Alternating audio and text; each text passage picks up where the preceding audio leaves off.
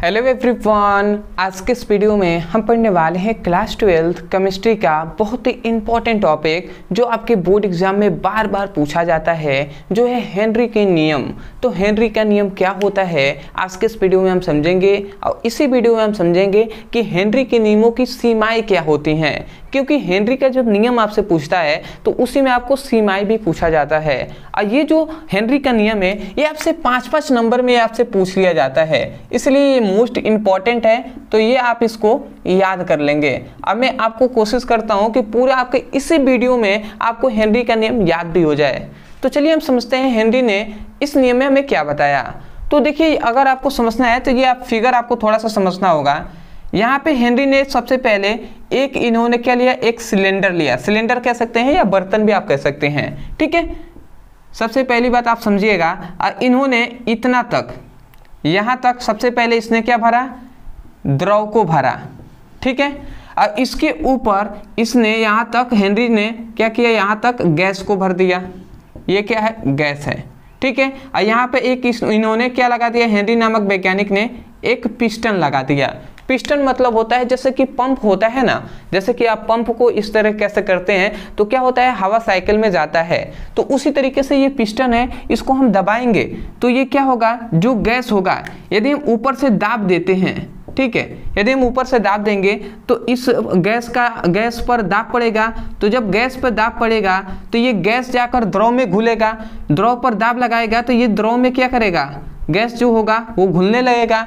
तो यहाँ पे यही हेनरी ने कहा कि किस गैसों की, मतलब इन्होंने यही कहा कि स्थिर ताप पर, कोई भी स्थिर यदि ताप हो तो स्थिर ताप पर गैसों की द्रव में घुलनशीलता गैस पर लगाए गए दाब के समानुपाती होता है। समझ में आया? देखिए, मैं पूरी कोशिश कर रहा हूँ कि आपको इसी वीडियो में याद हो नियम, क्योंकि आप समय दे रहे हैं ना, तो आप भी कोशिश कीजिए कि यहीं से हमें याद हो जाए। तो हेनरी ने क्या बताया, हेनरी ने ये कहा कि स्थिर ताप पर, कोई भी स्थिर ताप है, ठीक है, स्थिर ताप पर, ठीक है, हेनरी ने कहा कि स्थिर ताप पर किसी गैस की द्रव में घुलनशीलता, किसी गैसों की द्रव में घुलनशीलता, ठीक है, घुलनशीलता को m से दर्शाते हैं। तो किसी गैसों की द्रव में घुलनशीलता गैस पर लगाए गए दाब के समानुपाती होता है। यही इन्होंने, हेनरी नामक वैज्ञानिक ने अपने नियम में बताया है। तो आशा करते हैं कि आपको ये नियम याद हो गया होगा। तो आप यही बोलेंगे एक बार और, मैं अंत में बोल रहा हूँ, आप कोशिश कीजिए कि इसको सुनकर ही आप लिख लीजिए। आप क्या कहेंगे कि हेनरी के नियमों के अनुसार स्थिर ताप पर किसी गैसों की द्रव में घुलनशीलता उस गैस पर लगाए गए दाब के समानुपाती होता है।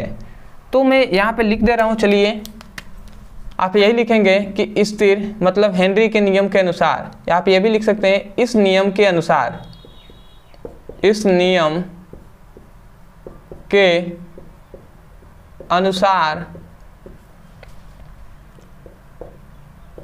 स्थिर ताप पर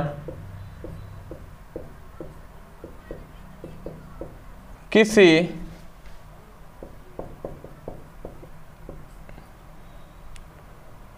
स्थिर ताप पर किसी गैस की द्रव में घुलनशीलता, गैस की द्रव में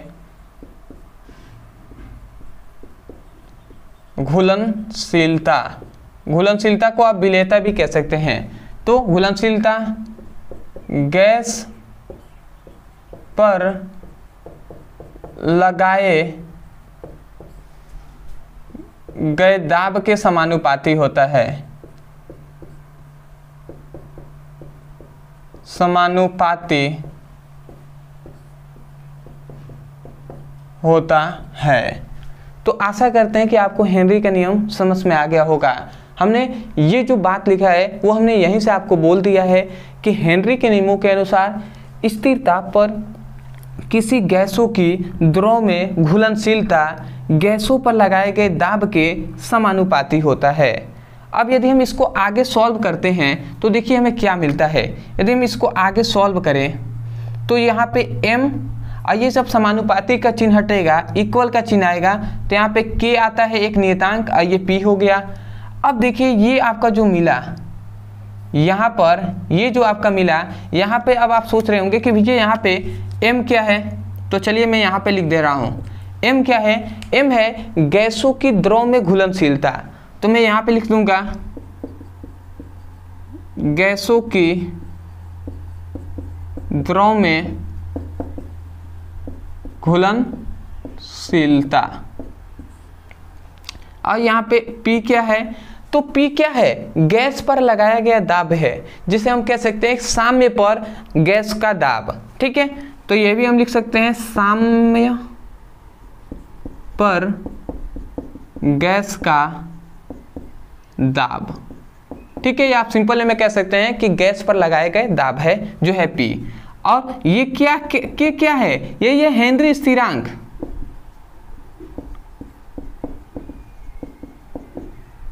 ठीक है, तो इन तीनों को आपको याद रखना है, ये इंपॉर्टेंट है, आपको नाम याद होना चाहिए। अब आता है कि हेनरी के नियमों की सीमाएं क्या होती हैं, तो उसको भी हम समझ लेते हैं क्योंकि मोस्ट इंपॉर्टेंट है। कभी कभी आपसे 2-2 नंबर में हेनरी के केवल नियमों की सीमाएं आपसे पूछ सकता है। तो मैं यहाँ पे लिख दे रहा हूँ हेनरी के नियम की सीमाएं। अब आता है हेनरी के नियम की। देखिए हेनरी का जो नियम है वो निम्न बातों पर निर्भर करता है, वो अगर नहीं होगा तो हेनरी का नियम लागू नहीं होगा। सबसे पहला कि जो यहाँ पे गैस पर लगाया गया जो दाब है ना, वो बहुत अधिक नहीं होना चाहिए, पहला यही है। तो हम यही लिखेंगे गैस पर लगाया गया दाब बहुत अधिक नहीं होना चाहिए। तो आशा करते हैं आप समझ गए होंगे पहली बात। दूसरा इसका ये है कि जो गैस है ना, गैस द्रव में अधिक घुलनशील नहीं होना चाहिए। घुलनशील कहें या विलेय, मतलब ये जो गैस है जब इस पिस्टन को हम दबाते हैं तो ये जो गैस है इसमें द्रव में घुलता है, तो बहुत ही कम घुलना चाहिए, ज़्यादा नहीं घुलना चाहिए। तो यही हम कह सकते हैं कि गैस द्रव में अधिक घुलनशील नहीं होना चाहिए। ये दो आपका हो गया। और तीसरा जो यहाँ पे कह रहा है कि जो यहाँ पे ताप होगा ना, वो ताप भी बहुत कम नहीं होना चाहिए। तो वह हम लिख दे रहे हैं। तीसरा यह है कि ताप बहुत कम नहीं होना चाहिए। ये 3 चीज़ों का पालन तब करेगा, तब जाकर क्या होगा, हेनरी का नियम काम करेगा। तो आशा करते हैं कि हेनरी का नियम और हेनरी के नियमों की सीमाएं अच्छे तरीके से आपको समझ में आ गया होगा।